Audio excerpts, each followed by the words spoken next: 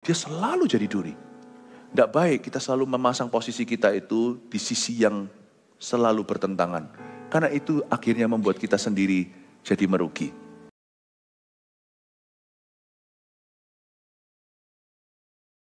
Roh Kudus, beritahu kami sesuatu. Sembunyikan hamba-Mu di balik salib-Mu. Sepanjang hari ini hamba-hamba-Mu yang berkhotbah juga Kau urapi secara khusus Tuhan Yesus. Dalam nama Yesus kami berdoa. Amin. Selamat pagi, Tuhan Yesus memberkati. Berikan tepuk tangan untuk Tuhan Yesus. Praise Jesus. Silakan duduk. Haleluya. Hari ini saya akan berkhotbah 3 kali, Pastor Yo 2 kali. Khotbah kami yang bagian saya dulu di sebelah sini, yaitu orang yang berdiri di hadapan raja sebentar lagi, lalu perkara-perkara yang ironis di dunia, ya, dan hikmat tentang hikmat, lalu 4 dan 5 saya kasih bocoran. Ketika hikmat menjadi kebodohan, supaya hidup kita tidak berakhir tragis, nanti dengarkan Pastor Yo di kebaktian 4, kebaktian 5, takut yang melenyapkan ketakutan. Saya pun jadi penasaran mau tahu itu apa. Besok pagi-pagi sekali saya sudah berangkat. Saya berangkat untuk ke Tanah Karo untuk bertemu dengan saudara-saudara kita kaum Batak yang berjumlah mungkin 10.000, belasan ribu. Saya tidak tahu persisnya berapa, tapi di lapangan terbuka. Doakan untuk cuaca, doakan juga supaya kebangunan rohani besok terjadi pencurahan Roh Kudus ya. Mari kita sama-sama merenungkan firman Tuhan di pasal 8, pengkhotbah pasal 8. Ayat pertama sampai ayat yang ke-8, saya kasih judul untuk khotbah ini, orang yang berdiri di hadapan raja. Ambil catatan, kita akan belajar sesuatu. Siapakah seperti orang berhikmat dan siapakah yang mengetahui keterangan setiap perkara? Hikmat manusia menjadikan wajahnya bercahaya dan berubahlah kekerasan wajahnya. Patuhilah perintah raja demi sumpahmu kepada Allah. Janganlah tergesa-gesa pergi dari hadapannya. Janganlah bertahan dalam perkara yang jahat karena berbuat apa yang dikehendakinya. Karena ia berbuat apa yang dikehendakinya. Karena titah raja berkuasa, siapakah yang akan mengatakan kepadanya, apakah yang baginda buat? Siapa yang mematuhi perintah tidak akan mengalami perkara yang mencelakakan. Dan hati orang berhikmat mengetahui waktu pengadilan. Karena untuk segala sesuatu ada waktu pengadilan, dan kejahatan manusia menekan dirinya. Sesungguhnya ia tak mengetahui apa yang akan terjadi, karena siapakah yang akan mengatakan kepadanya bagaimana itu akan terjadi.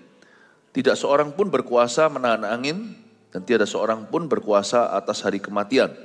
Tak ada istirahat dalam peperangan, dan kefasikan tidak melepaskan orang yang melakukannya.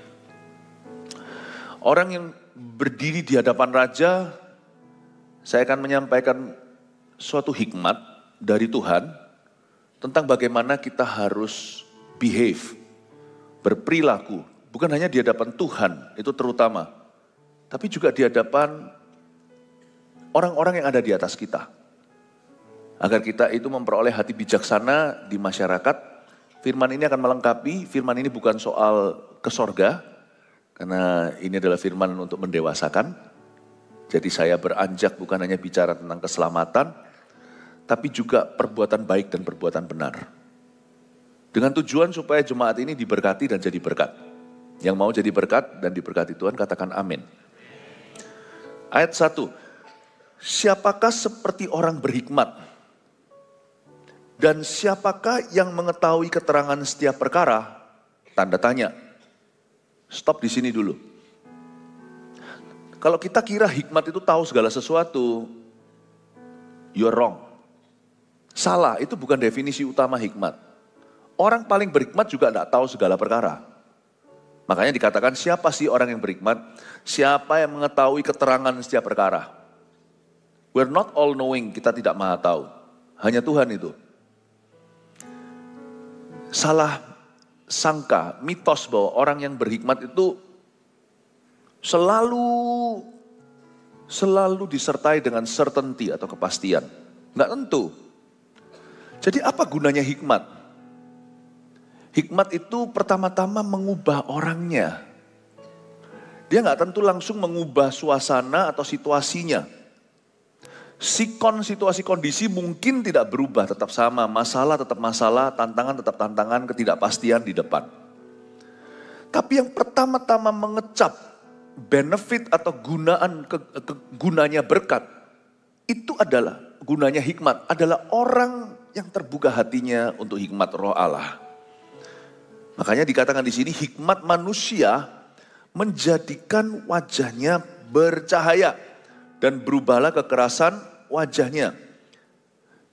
Wisdom, hikmat itu membuat kita cantik di mata Allah dan membuat kita indah di mata manusia. Memang kita tidak disuruh Tuhan untuk menyenangkan orang. Sekalipun kita bisa menyenangkan sebagian orang, tidak bisa kita menyenangkan semua orang. Orang itu mau hidup baik dan benar sempurna pun masih ada orang yang gak happy sama dia. Minimal karena iri. Ya, lucu di dunia ini. Kita berbuat sesuatu, orang akan ngoceh. Kita gak berbuat apa-apa, orang tetap komentar. So janganlah kita itu arahkan hidup kita itu untuk menyenangkan manusia. Karena takut akan manusia itu jerat. Meskipun demikian, hikmat itu mengubah orangnya. Sehingga orang itu bisa menjadi indah. Indah di mata Allah dan indah di mata manusia. Sekalipun kita tidak ingin menyenangkan orang, orang lain akan suka sama kita. Minimal sebagian besar akan merasa diberkati oleh hidup kita. Hikmat itu mengubah manusianya. Jadi jangan pakai hikmat untuk begini loh. Aku kalau punya hikmat, aku akan sukses. Aku kalau hikmat, aku pasti dapatkan semua yang aku inginkan. Aku kalau punya hikmat, aku tahu kapan dolar naik, kapan dolar turun. Waduh, saya itu bolak-balik ya. Kalau saya di jalan di luar sana ya, saya itu ditodong beberapa orang dan saya tahu itu bukan jemaat. Karena jemaat sudah terlatih, jemaat kita itu dewasa. Pastor Philip, ya. Lalu saya dikasih pertanyaan-pertanyaan seperti gini, pertanyaan seperti ini. Pastor Philip, kira-kira seperti ini properti lesu atau saya langsung ditodong, nggak tanya, hai lah, halo lah, apalah, nggak ada. Kadang-kadang juga saya didatangi satu orang dan berkata, prophesy to me, bernubuatlah untuk aku. Loh. Hikmat, orang mengira bahwa hikmat itu segudang pengetahuan. Hikmat itu membuat hidup lebih mudah. You're wrong. Hikmat tidak menjamin itu semua. Hikmat bermula dari takut akan Tuhan, nanti di ibadah-ibadah selanjutnya saya akan kembangkan. Dia gak berakhir sampai takut akan Allah. Memang ada yang namanya dimensi-dimensi pengetahuan yang hanya boleh dimiliki oleh orang-orang bijaksana. Kalau kita ini sebagai orang Majus, ada hal-hal tertentu yang sungguh-sungguh kita terima dari Kristus yang orang-orang hidup fasik tidak akan memperolehnya. Sampai-sampai orang sekitar kita itu melihat bahwa kita itu tahu sesuatu. Makanya kalau kita jalan di luar sana itu, saya sendiri juga dianggap oleh beberapa orang seperti orang Majus. Langsung ditanya begituan. Tapi sebenarnya apa sih yang membuat orang lain itu jadi tertarik untuk tanya sama kita, meskipun mereka mungkin salah mengerti. Yang membuat mereka itu tertarik sama kehidupan orang-orang yang punya hikmat adalah there is something about that person. Ada sesuatu tentang orang itu. Saya berdoa semoga Anda memiliki efek seperti ini, dampak seperti ini terhadap manusia sekeliling Anda. Orang itu ya nggak tahu apa sih, tapi wajahnya bercahaya, glowing dia, dan itu bukan skincare-nya. Wajah orang itu bercahaya. There's just something about him or about her, tentang dia. Ini Anda maksudnya. Makanya itu ada juga di dalam perjanjian lama sebuah nubuatan kalau kita itu berjalan dalam takut akan Tuhan. 9 orang ya akan menarik puncak jubah seorang Yahudi. Dan berkata, beritahu aku tentang Tuhanmu. Hikmat itu tidak mengubah siapa-siapa dulu. Hikmat itu mengubah kita dulu. Bukan berarti kita sempurna, enggak ya. Dan bukan berarti semua orang akan mengagumi kita, enggak ya. Pasti ada orang-orang yang sangat ilfil sama kita. Akan ada orang-orang yang selalu juling melihat kita. Don't worry about them. Don't try to please them. Don't even bother to explain to everybody. Jangan khawatir orang mikir apa. Enggak perlu Anda itu menjelaskan kepada siapa-siapa. Cukup fokus saja, lari lebih kencang. Dan hikmat itu hikmat manusia. Maksudnya manusia yang punya hikmat Allah menjadikan wajahnya bercahaya. Dalam bahasa Inggrisnya, wisdom beautifies the man of wisdom. Supaya dia tampak indah di mata Allah, di mata manusia, dan dia dianggap sebagai orang yang sangat berguna. Ini adalah suatu nilai plus yang luar biasa, apapun profesi Anda. Kalau Anda adalah ibu rumah tangga, ini akan membuat Anda dikagumi oleh seluruh family-mu. Bukan berarti kita minta elukan atau dikagumi atau disanjung tinggi, bukan. Tetapi itu sudah menjadi efek sampingan. Udah gak bisa dihindari, suamimu will adore you. Mungkin suami Anda sekarang hidup dalam dosa, tetapi gak lama lagi dia pasti dimenangkan tanpa banyak perkataan. Jikalau Anda punya hikmat Allah. Jikalau Anda wanita yang bijaksana, anak-anak Anda akan menyanjung Anda. Sungguhan, seorang suami yang bijaksana yang takut akan Allah, yang berkembang dalam hikmat, dia akan menjadi kepala keluarga yang sangat baik. Anak-anaknya punya figur ayah yang kuat. Anak-anaknya akan ngefans lah sama papanya sendiri. Gak usah ngefans sama selebriti. Percayalah saya, datang harinya. Saya doa ini akan terjadi di dalam rumah tangga keluarga di gereja kita. Bahwa anak-anak muda kita, anak-anak kecil kita, tidak perlu mereka ngefan sama Korea atau sama whatever apa yang terjadi di sosial media. Mereka akan sibuk mempatronkan dirinya dan sibuk look up, sibuk untuk mengikuti jejak ayahnya. Papa yang bijaksana akan membuat anak-anaknya tumbuh sehat dalam gambar diri yang kuat. Dan istrinya pun akan tenang. Istrinya akan tenang. Itulah sebabnya orang yang berhikmat itu menjadikan wajahnya bercahaya. Selain itu, berubahlah kekerasan wajahnya. Hikmat itu pertama-tama akan mengubah orangnya.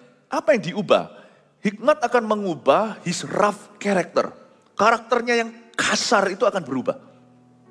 Jadi orang berhikmat itu gak mungkin kasar. Orang kasar itu pasti gak berhikmat. Jadi kalau Anda mau melihat khotbah seseorang asli atau tidak, jikalau pengkhotbah ini misalnya, jangan lihat khotbahnya saja, Anda lihat hidupnya, lihat family-nya, lihat keluarganya. Udah itu aja. Kalau Anda mau melihat orang Kristen itu asli atau tidak, makanya itu kalau Anda membuat business deal misalnya, kalau mau kongsian, jangan mau cuma tanda tangan waktu cowok dengan cowok aja. Ajak keluarga dengan keluarga ketemu, makan malam bersama. Then when you see the family, you see the man. Makanya itu kalau orang mau meyakinkan partnernya, misalnya mau komitmen gitu ya, kalau semuanya mau bicara dengan investornya, contohnya dalam dunia bisnis, marketplace. Kalau dia boleh bawa istrinya, itu sudah tanda keseriusan. Makanya kalau belum sungguh-sungguh serius, nggak usah bawa istrinya dulu. Kalau bawa istrinya, ketemu sama-sama dan sebagainya, itu pasti udah committed, udah serius. Dan juga karena itu saya sangat-sangat mengagumi ya hikmatnya Salomo ini, orang yang sangat sukses. Bukan sukses materi yang kita cari, meskipun Salomo pernah nakal, tapi yang kita lihat di sini adalah yang kita bisa pelajari dari beliau. Saat dia bijaksana, Tuhan mengangkat dia. Coba kita lihat apa saja protokol raja yang harus kita perhatikan di sini yang membuat banyak orang Kristen tidak diangkat dalam hidup ini. Bukan karena Tuhan tidak mau mengangkatnya, tapi karena dia itu tidak berperilaku dengan baik atau kurang bijaksana. Coba kita akan melihat beberapa prosedur dan metode-metode kita. Kita coba bercermin, mungkin ada beberapa di antaranya itu salah sehingga kita mempersulit diri. Saya akan tunjukkan ada beberapa hal. Pagi-pagi gini saya kasih sedikit makanan yang mikir, boleh? Ya. Hikmat itu mengubah kekerasan wajah. Rough character atau karakter kasar dan keras seseorang. Kaku itu boleh soal prinsip, tapi ada orang tertentu yang kaku itu segala sesuatu. Kita harus tahu di area mana kita mesti rigid. Kita mesti keras, kita mesti tegas. Tapi ada orang yang simply cuman hanya karakternya memang keras. Nah ini hikmat tidak akan mengizinkan. Jikalau hikmat masuk di hidup orang itu dulu yang diubah. Ada orang yang memang kaku, harganya mati, tidak negosiasi. Kristus adalah Tuhan, sana nggak usah negosiasi. Saya bahkan berani mati untuk statement of faith atau pernyataan iman itu. Seperti martir-martir yang dibakar hidup-hidup, yang digantung, yang dibunuh, dieksekusi. Mereka kaku, kalau nggak kaku mereka kompromi. Tapi ada orang itu yang memang cuma keras saja. Entah dia kenapa keras, mungkin karena pembawaannya, memang karena itu adalah personality trait, atau memang sudah menjadi kepribadiannya sejak dia lahir, atau temperamennya. Kenapa dia keras juga bisa alasan lain, misalnya misalnya cara dia dibesarkan, memang orang tuanya keras. Ada orang yang keras karena pekerjaannya keras, misalnya orang itu adalah tentara. Sudah biasa dengan yang namanya dibentak-bentak. Siap gak? Udah biasa dengan teriak-teriak, jadi di rumah juga dibawa. Whatever it is, if you have wisdom, God will give you the wisdom. Tuhan akan memberimu hikmat kapan kita keras, kapan kita tidak. Jangan nanti sampai di rumah lihat bayinya nangis, diam gak? Ya sana tentara aku tahu, tapi di sini papa gitu loh, jangan gitu. Hikmat itu mengubah kekerasan wajahnya. Sehingga orang keras pada tempatnya atau orang tegas pada tempatnya. Tapi orang yang tegas dan keras, bukan tegas keras, malah kasar di setiap waktu, orang itu tidak bijaksana. Hikmat itu mengubah rough karakter seseorang. Karakter seseorang yang kasar. Gak tentu kasar itu selalu bicara tentang keras. Kasar itu juga bisa bicara tentang sombong. Seperti si Yusuf itu yang kecil, waktu dia suka membual ke koko-kokonya, akhirnya dia dijual kan ke Potifar. Itu mengubah dia. Ketika akhirnya koko-kokonya suatu hari datang, dia gak marahin mereka dan dia tidak sok-sokan lagi. Dia rangkul mereka, it's okay kamu berniat untuk mencelakai, tapi Tuhan pakai itu menjadi jalan untuk aku memberkati. Coba lihat ya perubahannya ya. Wisdom has really grown in this young man. Hikmat sungguh-sungguh bertumbuh dan bertambah dalam kehidupan anak muda ini. Hikmat mengubah rough karakter seseorang menjadi sweet atau menjadi manis. Menjadi berkenan di depan Tuhan dan berkenan kepada manusia. Penting loh, catat ini, sekalipun saya sudah kasih disclaimer-nya di depan bahwa kita tidak dipanggil oleh Tuhan untuk menyenangkan orang, tapi kita tetap perlu berkenan sama manusia loh. Di konteks yang tepat. Nah banyak orang ini begini, karena dia terlalu kaku sama semua orang diajak berantem, dia gak pernah langgeng. Lalu dia komplain sama Tuhan, kenapa ya kok tidak ada satu pun dalam hidupku ini yang bisa awet. Salah sendiri wong sana itu keras orangnya. Mana-mana itu selalu jadi oposisi, berasa dirinya polisi padahal bukan aparat. Kemana-mana itu selalu berusaha untuk mengkritisi. Loh boleh kita itu punya, kalau kita mengkritik demi membangun, saya tahu. Tapi ada orang yang memang kritikus. Makanya Anda dihindari. Keras tidak pada tempatnya dan sama semua orang begitu. Kerja sama siapapun, di bawah siapapun gak bisa. Mental semua.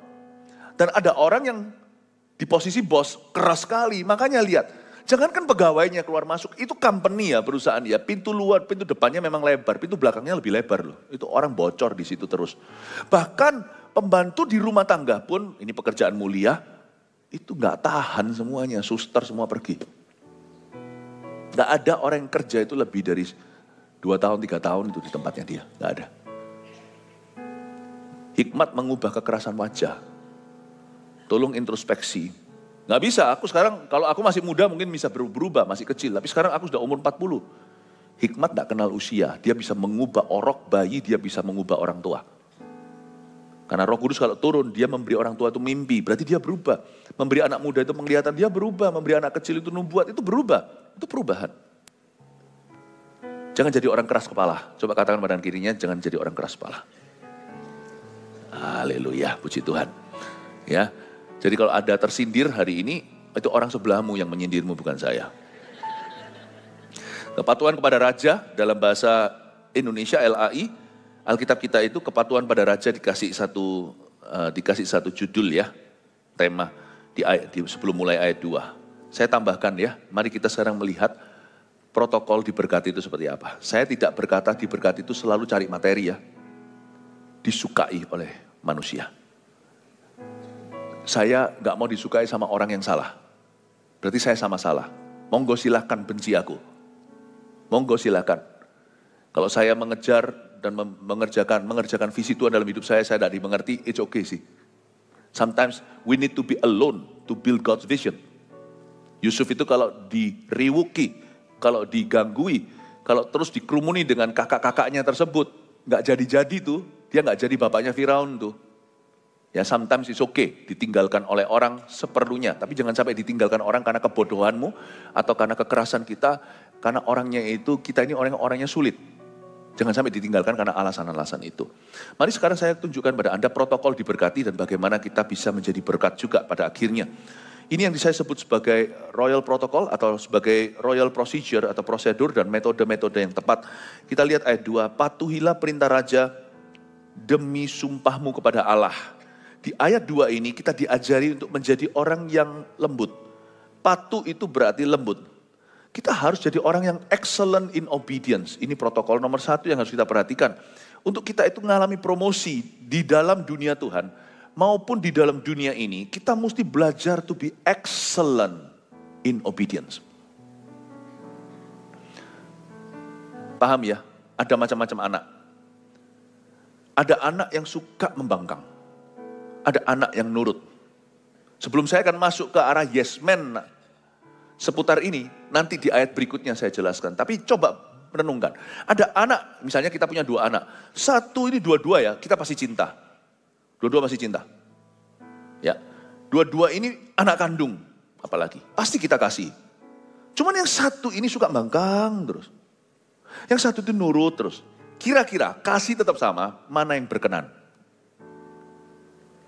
Ya yang taat lah. Yang satu mungkin kita berkata, aku mengasihimu nak, yang suka membangkang dengan hati yang pedih. Tapi kepada anak yang nurut, yang excellent in obedience, yang patuh karena sumpahnya kepada Allah, patuh kepada raja, papanya masih berkata, aku mengasihimu nak dengan hati gembira. Mana kira-kira yang akan diajak? Pergi ke venture atau semua ke adventure petualangan papanya. Kalau liburan pasti diajak semua. Tapi yang diajak ketemu sama rekan-rekan kerjanya, kira-kira yang mana? Yang bangkang? Atau yang patuh? Yang patuh. Kalau yang bangkang, cilaka aku. Nanti saya bawa di situ, nanti saya pernah sekali duduk semeja dengan satu orang. Kasian tuh. Mamanya ngomong apa? Anak-anaknya berkata, Mam kamu gak bisa gini. Ini untungnya bukan di culture Indonesia. Saya lihat aja saya gak suka. Wih, saya tahu kamu tuh cinta mamamu. Tapi gak gitu caranya di depan orang-orang lagi makan dengan tamu-tamu. Anak muda nih, merasa mamanya itu selalu salah. Karena dia merasa kebudayaannya lebih superior. Karena mamanya orang Indonesia, yang ini sudah lahir di sana. Apa-apa itu selalu dikritiki mamanya di depan kami. Saya sendiri jadi risih. Dan saya mengambil sisi di sisi ibunya lah. Memang ibunya kurang bijak sini sana, orangnya itu apa adanya, kebudayaannya beda. Yang di sebelah sana itu mungkin lebih lebih punya standar mannerism atau yang namanya sopan santun yang beda. Udahlah jangan maksa lah, orang kasih makan ke saya gini misalnya gitu. Jangan maksa Ma, itu rude, itu tidak sopan. Mamanya digituin, saya bilang, hey, saya juga gak mau marah-marah, karena bukan urusan saya. Jangan Anda terbawa-bawa dalam emosi orang lain. Waktu saya diberitahu, mamanya dimarahin di depan saya karena kasih makanan ke saya bilang, hey, it's okay, I'm hungry. Tapi dalam hati, ampun deh anak ini. Ini kalau ada anak kayak begini tak telan sama saya. Masukin perut saya lagi. Jangan masuk perut ibu, tidak layak dia, masukin perut ayah aja. Supaya keluarnya di jamban. Kira-kira mana yang kau bawa? Dua-dua dicinta. Salah satu kalau misalnya ini tabrakan atau itu tabrakan, papanya pasti akan membawanya ke rumah sakit, ke ICU, ke UGD maksudnya. Dan kalau ada yang mati, di antara mereka pasti ditangisi. Tapi yang ku bawa yang ini loh. Protokol diberkati itu, you must be excellent in obedience. Itu sungguhan. Protokol diselamatkan gak ada, cuma-cuma. But if you want to be promoted in life, belajar obedience. Kalau Anda kerja di bawah siapa, jangan gigit tangan yang memberimu pekerjaan. Nah sekarang saya akan masuk ke area yes man. Apakah berarti kita selalu yes man? Oh no. Apakah kita selalu yes man? No man. Nah sekarang saya jelaskan ya. Coba kita lihat dulu ayat yang ketiga. Janganlah tergesa-gesa pergi dari hadapannya. Lu jangan terburu-buru. Janganlah bertahan dalam perkara yang jahat. Karena ia berbuat apa yang dikehendakinya. Maksudnya ini raja. Kamu jangan tergesa-gesa pergi dari hadapannya. Khotbah ini kan judulnya orang yang berdiri di hadapan raja. You see, sekarang kita hubungannya dengan Tuhan. Kalau kita tuh serius dengan sesuatu ya, jangan tergesa-gesa untuk selesai. Jangan tergesa-gesa pergi dari hadapannya, menunjukkan orang yang komitmen pasti nggak terburu-buru tentang hal itu yang dia komitmeni. Nggak akan terburu-buru. Kalau Anda melihat ada satu orang, dia berkata mau komitmen sama Anda, misalnya ini orang pacaran, tapi dia sudah mau bawa Anda ke ranjang sebelum pernikahan. You don't believe a thing kalau orang itu committed to you. Sebab komitmen apapun tidak akan terburu-buru. Dia tidak akan tergesa-gesa. Tadi malam saya baru khotbah sama AOG 2 kali. Saya beritahu, pacaran taruhlah 5 tahun. Tapi kalau kita hidup panjang, kita itu bisa rayakan 50th anniversary loh. Pernikahan emas yaitu 50 tahun. Ini tuh apa artinya 5 dengan 50? Jangan tergesa-gesa, jangan terburu-buru. Tabur yang benar di sini supaya nuai yang benar di situ. Apalagi nanti 5 ini kalau dikasih 5 anak, menuainya banyak. Betul ya? Saya ngomong sama anak-anak muda, mereka lihatin saya. Mungkin belum ada orang yang lebih tua yang ngomong begitu sama mereka. Biasanya cuma beritahu jangan, tapi mereka nggak diberitahu why atau kenapa. Tadi sini saya jelaskan rasionalnya. Guys, anak-anak muda sekarang itu pintar-pintar. Kita nggak bisa ngomongnya sekedar, nggak boleh, Tuhan berkata nggak boleh. Lu jelasin kenapa Tuhan berkata nggak boleh. Ya. Nah sekarang ini, di ayat ini dikatakan jangan tergesa-gesa pergi dari hadapannya. Kalau kita komitmen tentang sesuatu, jangan tergesa-gesa pergi dari situ. Gak hanya soal pacaran. Tapi ketika Anda misalnya, Anda sungguh-sungguh mau belajar sesuatu. Belajar satu skill misalnya, suatu keahlian. Anda tidak akan tergesa-gesa. Anda pasti akan sungguh-sungguh. Karena apapun yang tidak asal-asalan, tidak akan terburu-buru. Whatever you commit your heart to, you'll take time. Kita pasti akan kasih waktu. Ada orang pernah ngomong sama saya, tidak ada waktu saya pelayanan. Ya sudah gak apa-apa, jangan dibantah. Ya memang itu prioritasnya, ya sudah leave him alone. Ada orang berkata sama saya, gak ada waktu saya ke gereja. Hah? Dalam hati lo ya, 7 hari, 1 hari aja gak ada waktu. Oke. Saya pernah sekali memberikan balasan secukupnya. Tapi menurut saya ini hikmat, jangan dicoba. Setiap orang kan beda-beda ya. Ada orang yang gak pernah punya waktu, suatu hari dia kena sakit keras atau kena masalah besar. Tanya sama saya jewer dulu telinganya supaya dia rendah hati. Karena ini orang yang punya kemampuan, punya kedudukan. Kalau dia gak dihancurkan dulu, barang siapa miskin di hadapan Allah, dia baru bisa masuk kerajaan Allah. Jadi saya harus membuat dia merasa miskin dulu di hadapan Tuhan. Dia tanya sama saya, bisa gak Pastor Philip gini. Dia bilang, belum, gak ada waktu. Kaget dia waktu saya ngomong gitu, saya gak ada waktu. Ayolah Pastor Philip tolong. Baik, saya beritahu, ubahlah sikap hatimu dulu pada Tuhan. Baru saya doakan. Saya tidak basa-basi, karena orang ini tahu, orang ini biasa mendengar basa-basi orang tak doakan. Karena kalau saya ngomong sama satu orang tak doakan, saya akan minta update dari orang itu, saya yang kejar. Jadi saya tidak, kalau saya ngomong doakan itu saya doakan, kalau saya nggak doakan, saya tidak akan tawarkan. Saya orangnya apa adanya ngomong ya, enggak. Akhirnya orang ini respect kan. Jadi dia nggak bisa sembarang lempar semua orang kiri kanannya berkata tak doakan, tapi nggak ada yang sungguh-sungguh. Saya bilang saya nggak doakan, saya nggak ada waktu. Dia kayak tersindir pertama mau ngamuk sama saya, jangan marah Bu, Anda sakit. Sayangnya dia lihat saya, Pastor Philip mau ngomong apa? Sebenarnya apa yang hendak kau katakan gitulah. Saya bilang, sikap hatimu sama Tuhan itu kayak begitu, sekarang butuh cari Tuhan. Jadi Pastor Philip mau doakan nggak? Mau. Oke, saya doakan. Singkat cerita setelah dia ngerti, saya doakan. Ini satu kasus di mana terjadi kesembuhan secara mujizat. Orang itu sembuh secara total. Bapak Ibu Saudara, saya mau beritahu kepada Anda sesuatu ya. If you really care for something, you'll make time for it. If your marriage is important, kalau pernikahan Anda itu penting, make time for it. Beri waktu. Bahasa kasih, whatever, apapun itu juga, menurut saya itu perkembangannya. Bahasa kasih itu, bahasa cinta itu ada apa aja? Love languages. Touch, jamahan, gift, pemberian, kata-kata ya, apa-apa. Apapun itu juga, dari sejak anak-anak kita kecil, mereka belum mengerti komplikasi bahasa cinta segala. Semua anak kecil di dunia menuntut waktu papa mamanya. Jadi bahasa kasih yang valid itu nomor satu itu waktu. Kalau kita merasa anak-anak kita penting, make time for them. Apapun yang kita komitmen di dalamnya, pasti ada waktu yang kita berikan. Dan waktu yang kita berikan bukan waktu asal, waktu yang kita berikan itu pasti yang terbaik. Makanya itu ada beberapa orang tidak pernah mahir-mahir dalam bidangnya karena nggak punya waktu untuk mempelajarinya, nggak ada waktu untuk latihan. Orang yang berdiri di hadapan raja adalah orang yang sudah tak terhingga jam terbangnya. tak terhingga jam terbangnya, sungguhan.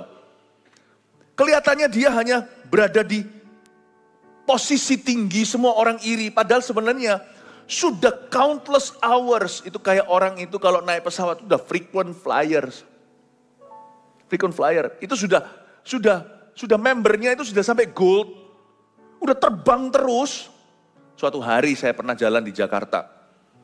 Waktu dalam pelayanan, lalu saya ada di satu mall, kita makan, lalu habis itu saya jalan, waktu saya lihat satu salon, saya tentunya nggak akan endorse namanya, toh saya lupa. Saya melihat di sana, tukang potongnya, ada fotonya, memotong telinga.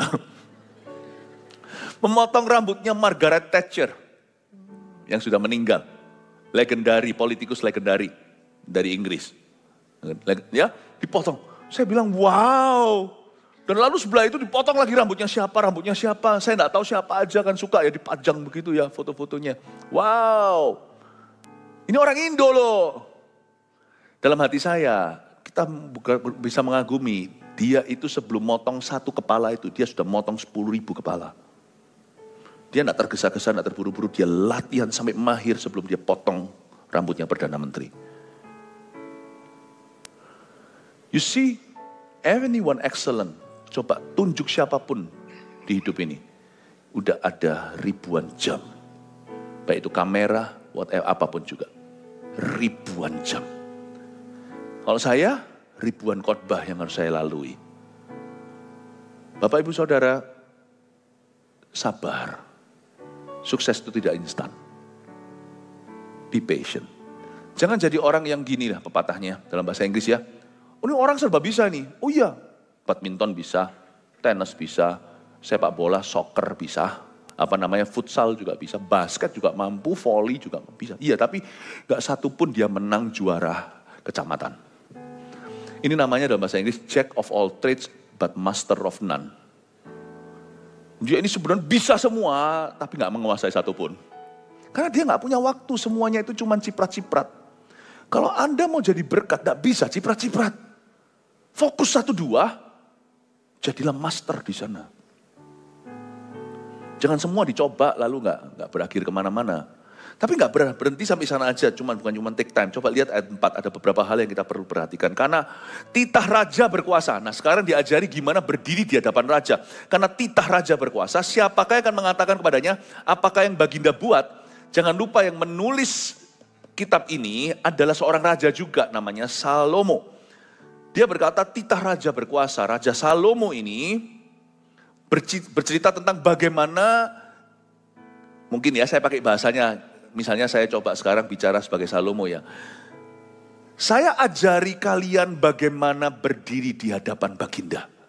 Salomo itu ajari ya. How we could be pleased with you. Bagaimana kami bisa berkenan kepadamu. Alright, di sini akan masuk yang namanya yes man dan no man. Karena titah raja berkuasa, siapa akan mengatakan kepadanya, apakah yang baginda buat? Siapa yang mematuhi, ya ingat itu, perintah tidak akan mengalami perkara yang mencelakakan atau tidak akan dikerdilkan. Dan hati orang berhikmat mengetahui waktu pengadilan, bahasa Indonesianya, bahasa Inggrisnya, hati orang berhikmat discerns both time and judgment. Saya ulang, hati orang berhikmat itu bisa membedakan waktu dan dia punya penilaian yang tepat. Dia tahu dia bicara sama siapa, di hadapan siapa, masalah isunya apa, solusinya di mana, dan gimana dia menempatkan diri. Dia perhatikan metode yang dia pilih, prosedur yang dia akan ikuti. Dia nggak akan halalkan semuanya dan pukul rata. Kalau dia lakukan itu, dia merugi. Ini orang bijaksana multidimensi, bukan orang yang munafik dua muka, tapi dia tahu menempatkan diri. Sebab orang berhikmat mengetahui waktu pengadilan. Dengan kata lain, orang berhikmat itu tahu seperti seorang judge, seperti seorang hakim. Dia bisa tahu waktu dan metode yang terpilih. Oke, tunggu sebentar ya. Ini agak mikir, pagi-pagi langsung datang dengan seperti ini. Are you okay semuanya? Masih ngikuti atau sudah muntah?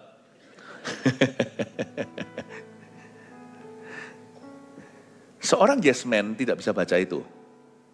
Iya pak, yes man, nggak pernah total patuh, tapi nggak mikir. Tapi juga ada orang yang namanya no man. Apa-apa selalu no dulu, apa-apa selalu taruh curiga dulu, selalu negatif dulu. Orang seperti ini juga tidak akan diangkat. Saya nggak pernah jadi yes man dalam hidup ini, tapi saya juga tidak pernah jadi no man. Dengan kata lain, Raja Salomo berkata, kenapa kalian tidak pernah diangkat oleh Tuhan?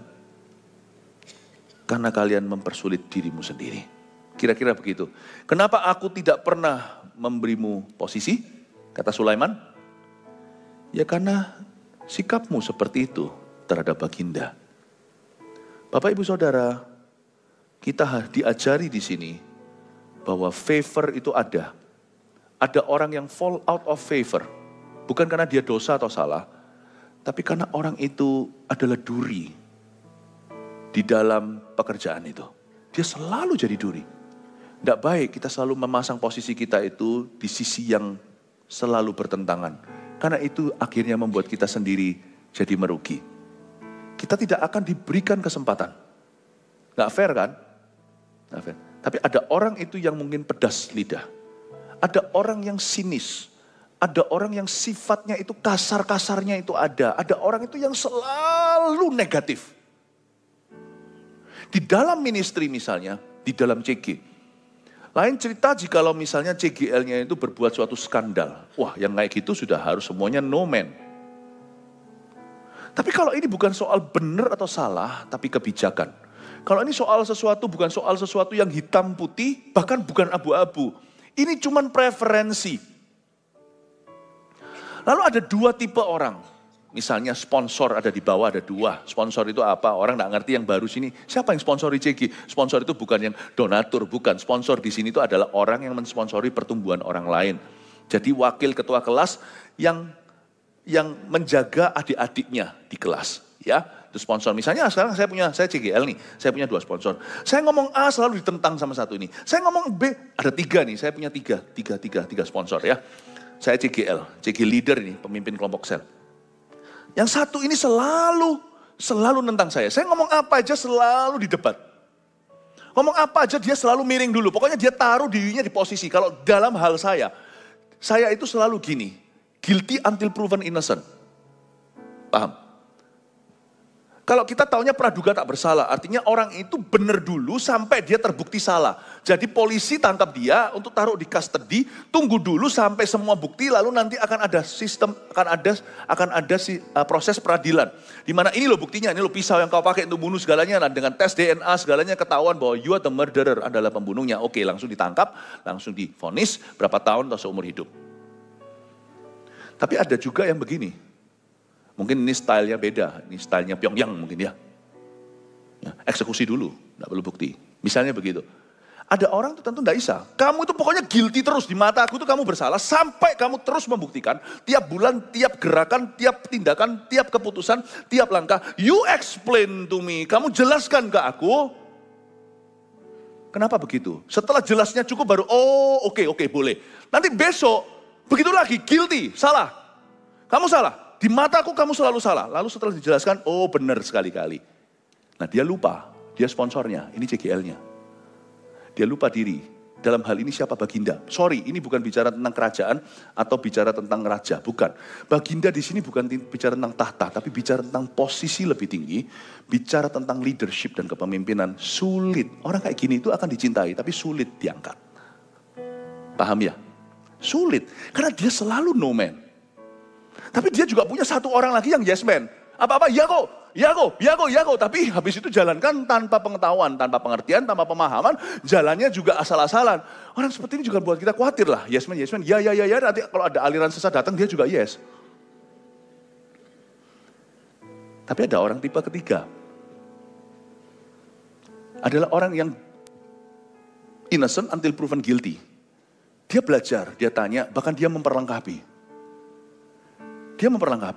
Tapi bukannya tanpa loyalty atau loyalitas dan tanpa hati yang menundukkan dengan betul. Penundukan diri itu bukan buta. Penundukan diri itu firman di Ibrani. Dan dia datang membawa dirinya ke tata dulu ke mezbah dan dia bersama-sama menggarap itu. Dan aku sepakat seia sekata seperti pembawa senjata Yonatan. Namun demikian akan diberitahu Pak Yonatan, kiri, kanan.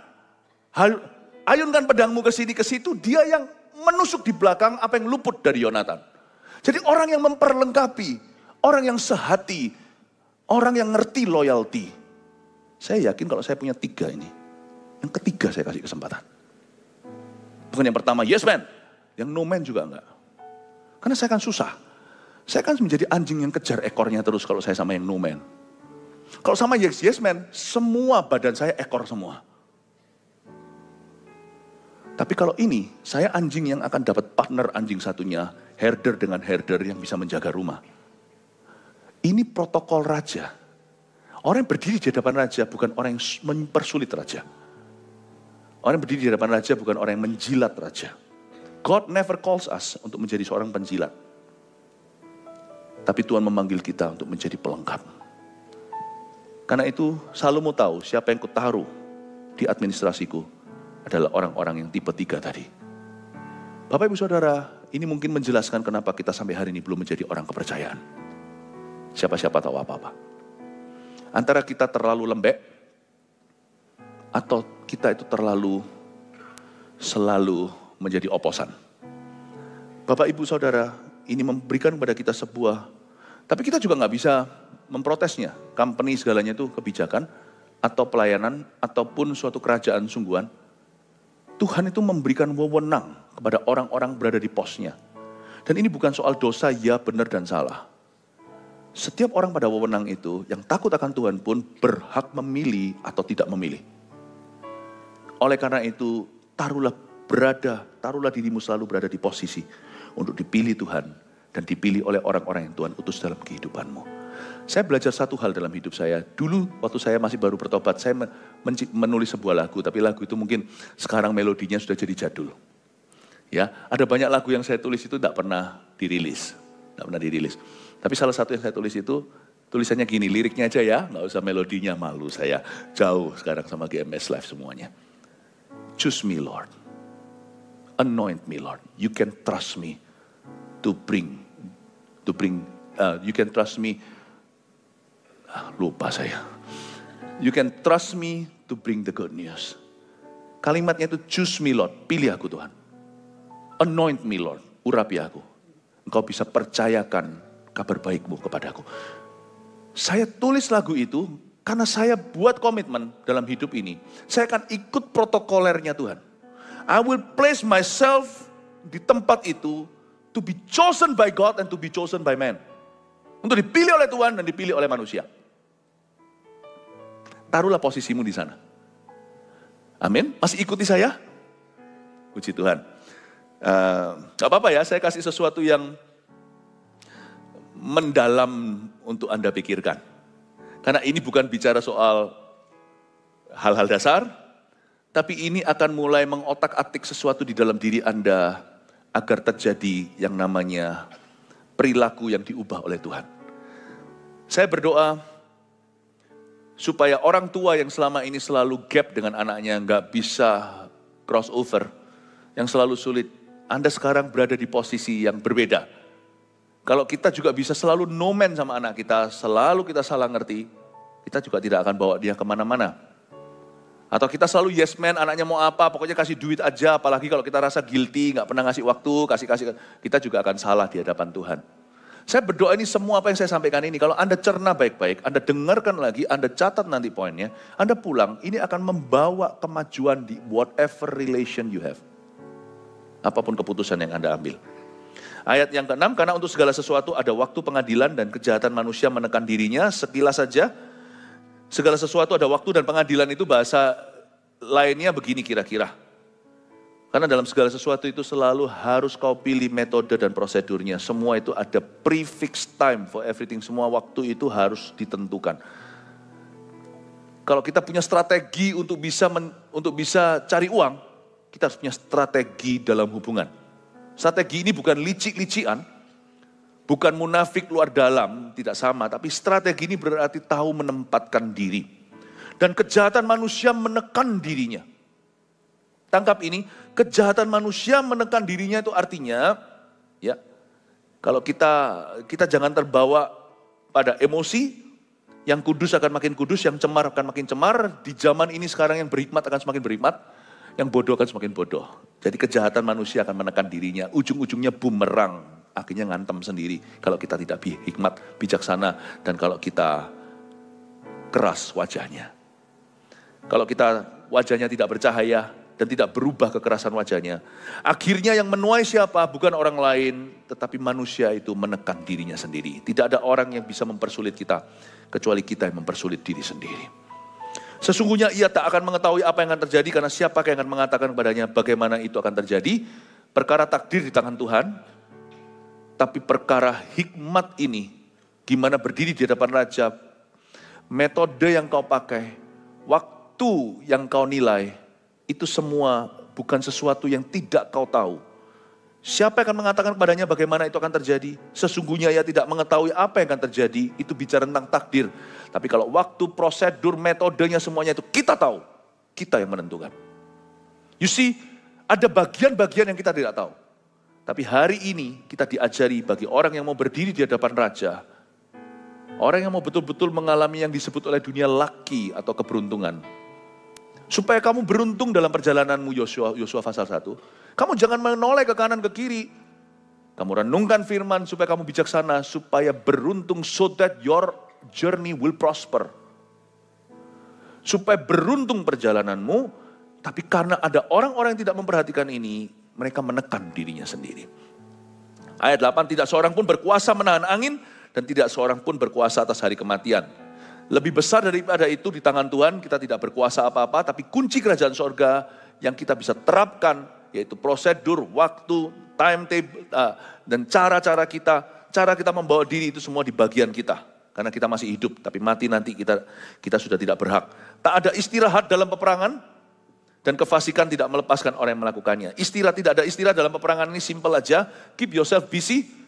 Seperti tadi itu ada jam terbang yang tinggi, orang yang motong rambutnya Perdana Menteri. Tak ada istirahat dalam peperangan, hidup ini penuh perjuangan, just keep yourself busy. Saya tidak pernah maintain skor.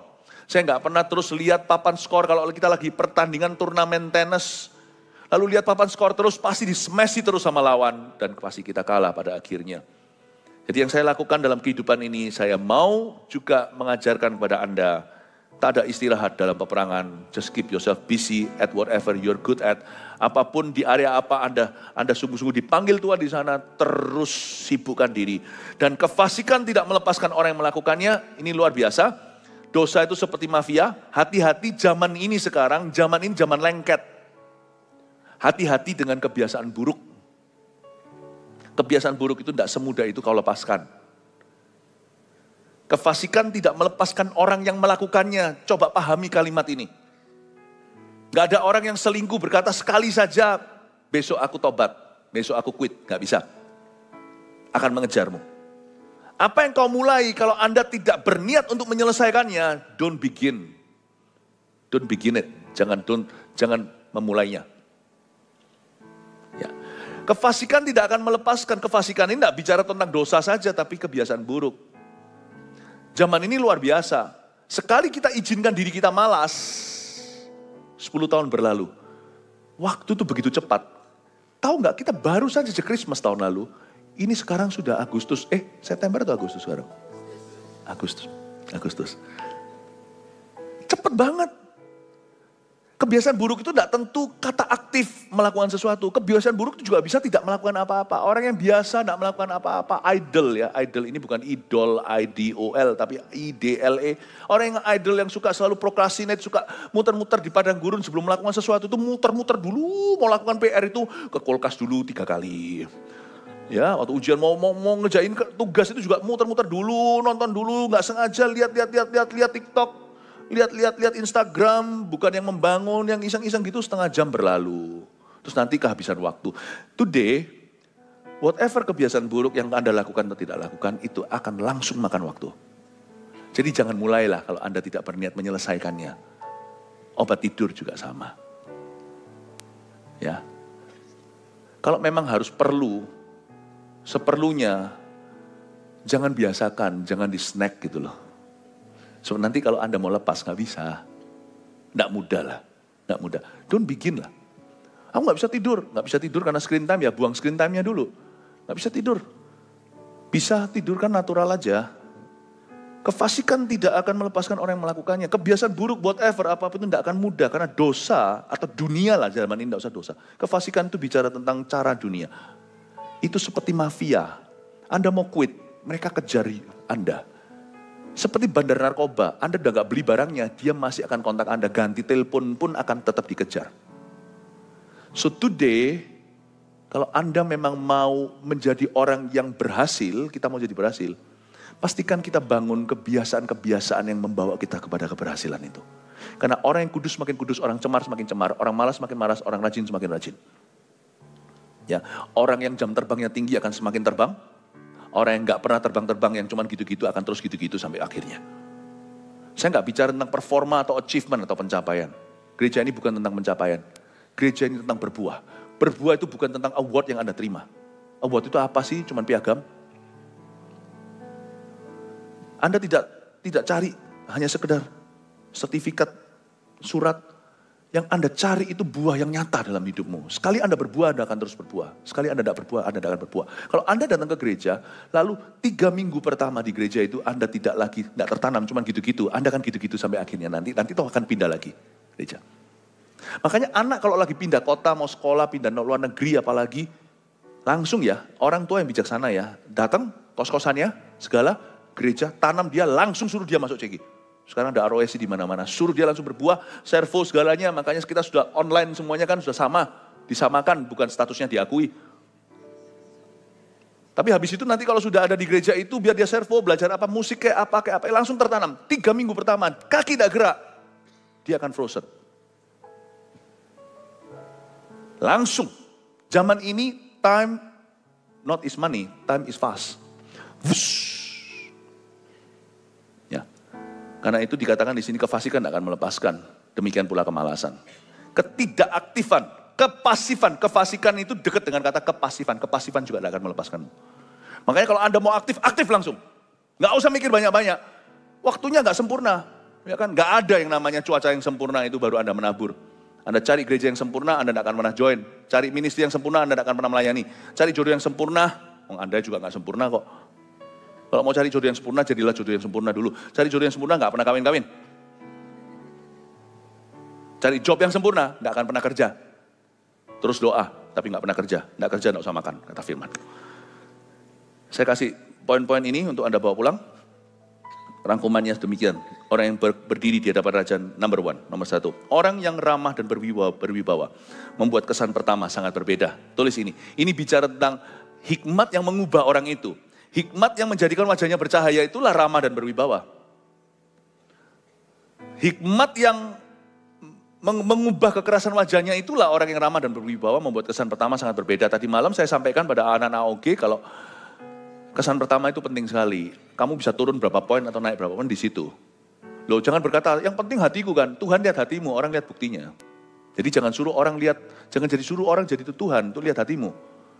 Taruh HP-mu, berdiri, teman papa mama, om tante, jangan, ayo sapa tante om, ayo salaman. Lu kira teman SD lu? Berdiri, Stand up. Om, tante. Om, tante. Jadi, kalau semuanya kita orang yang ramah dan berwibawa membuat kesan pertama sangat berbeda. Nggak boleh kita remehkan orang karena hikmat itu akan langsung kelihatan di wajahnya. Hati nggak kelihatan, itu Tuhan. Hikmat nampak di wajah. Amin Bapak Ibu Saudara.